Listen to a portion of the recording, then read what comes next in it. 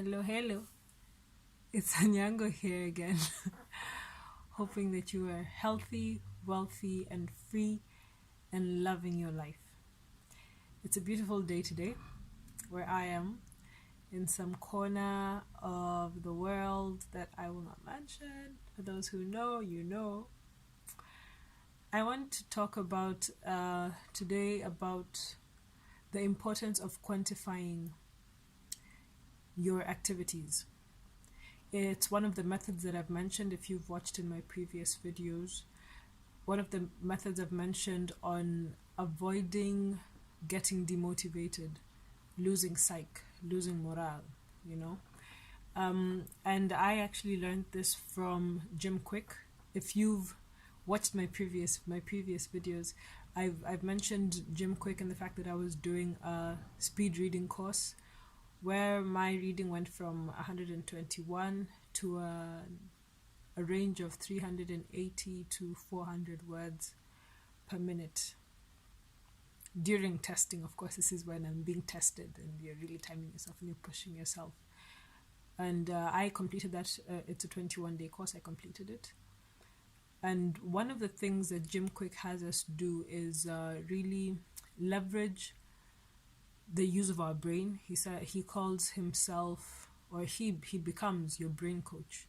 So as the brain coach, he wants you to leverage the use of your whole brain, both left side and right side.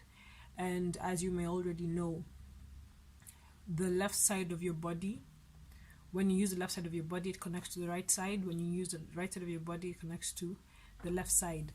And majority of people are right-handed, right? So most of us only use, yes, most of us, I'm also right-handed. Most of us use the left side of our brain. And what Jim Quick says is we need to use our brain right.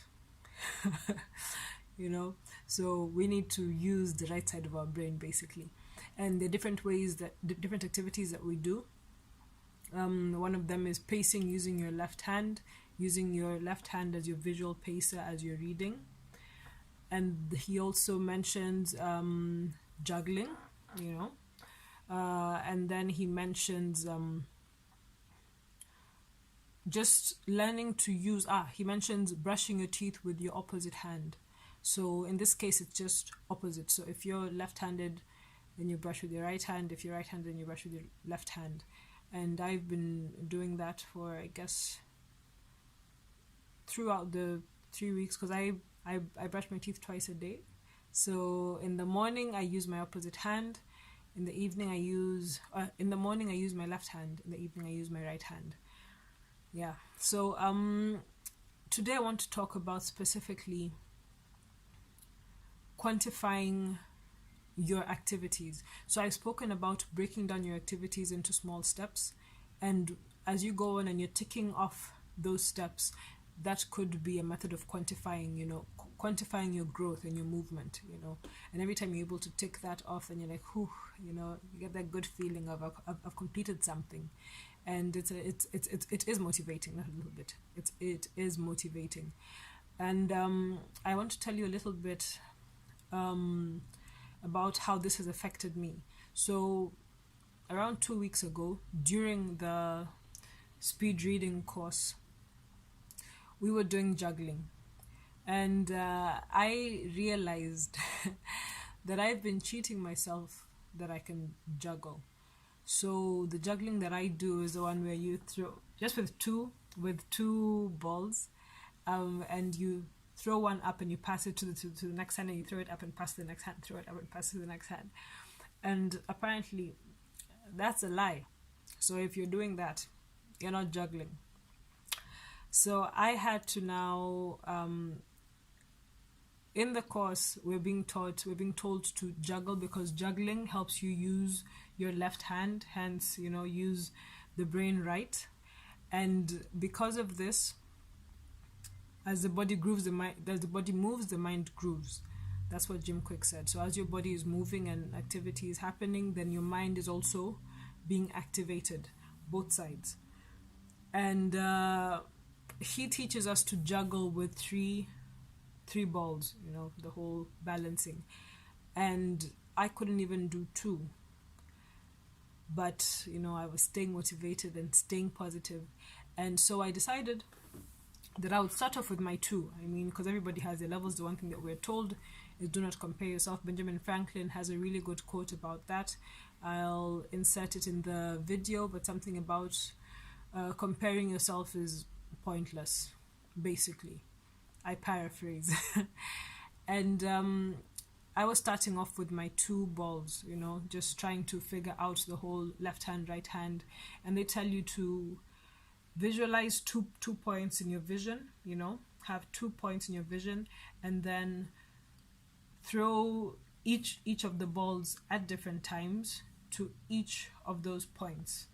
Okay, so you throw with your right hand. Once this ball gets to that end, then you throw the one with the in your left hand, and then catch and just keep going.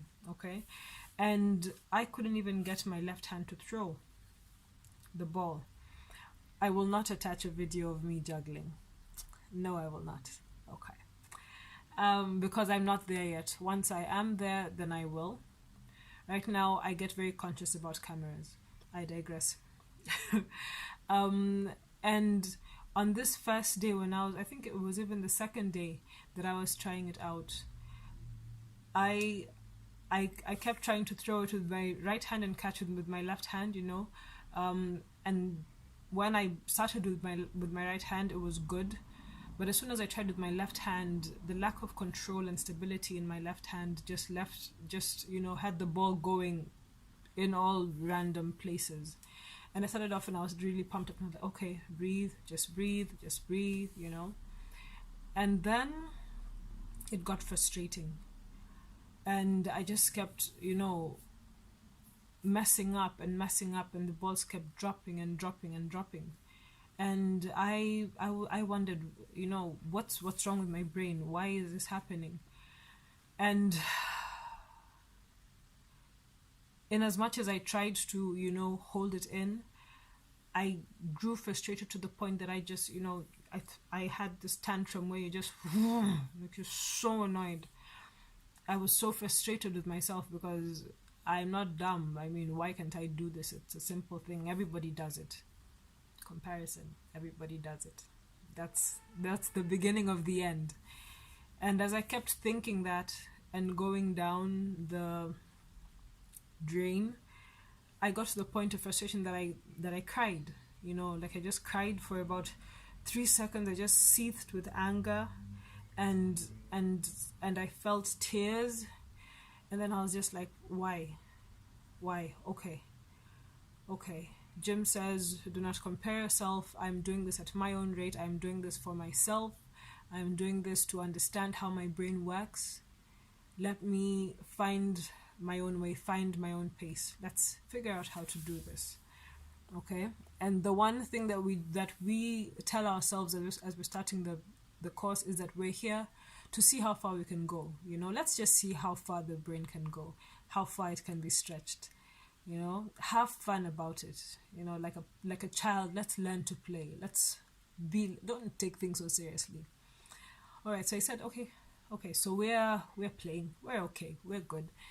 Let's try again. Let's see if we can throw this 10 times in a row without dropping any ball. I was using socks, by the way, rolled up socks. 10 times in a row without dropping it. And I started off throwing with the right hand first, and catching with the left. These are two balls, so you throw once and then catch, throw once and then catch with the right hand. And then I did 5 times again, but starting with the left hand, throw and then catch, throw and then catch, throw and then catch. And then I did right and then left, start with the right, catch, do with the left, catch, right, catch, left, catch. And I got to 10. And I was so happy. And I realized that in a different point, at a different time previously, that would have been the end. I would have just said, you know what, why am I doing this to myself? Why am I trying to do something that I clearly cannot do? Other people can do it. Maybe it's just not meant for me. And that would have led to a downward spiral of me possibly just quitting the program, which I completed. Not the juggling, but I completed the 21-day program. And it made me realize how quantifying your progress is actually really important. Quantifying, and this can be done in different ways. You could do it counting, like if I can do it 10 times today, then I can do it 12 times tomorrow, then I can do it 14 times the following day, then you can do it 20 times, 30 times, and then it becomes just a normal thing, and you're like, okay, so I can do that activity, tick, done, move on to the next. Another way is through time. You can time yourself. If I can do it for 10 minutes today, then I can do it for 15 minutes tomorrow. This would work well. I always go back to working out. When you're exercising, can I hold a plank for 5 minutes? Okay. 7 minutes tomorrow, 10 minutes the next day. If I can do push-ups, maybe not just counting your push-ups, but timing them. So how many push-ups do I do in 5 minutes? Or let me do push-ups in 5 minutes, let me do push-ups in 10 minutes, in 20 minutes. And then it just came to me. I was watching a video, I don't remember whose it was exactly, but somebody who mentioned that they spoke with Muhammad Ali and asked him one time, it was Arnold Schwarzenegger, I believe it was Arnold Schwarzenegger, and he said, he asked Muhammad Ali, how do you keep working out every day? And they asked him, how many sit-ups do you do? And he said, I don't start counting until it hurts. Now think about that. He doesn't start counting his sit-ups until he feels pain. That's when he starts counting. That is working hard. And so you can't get around the hard work. It doesn't matter who it is. Can you imagine that? He starts counting once he starts to feel pain. I mean, that's just delicious. That's a whole other level. I mean, it makes sense why Muhammad Ali was over there. He did what nobody else does. We're counting when we're at 1. He's counting once it starts getting hard. And then he gives himself like 10 and then 20. So I think it's really important. This quantifying thing has been done, is being done, will always be done. It's a trick. So why not leverage the trick that we know works? That's my gem for the day. I hope it helps you out. Ciao.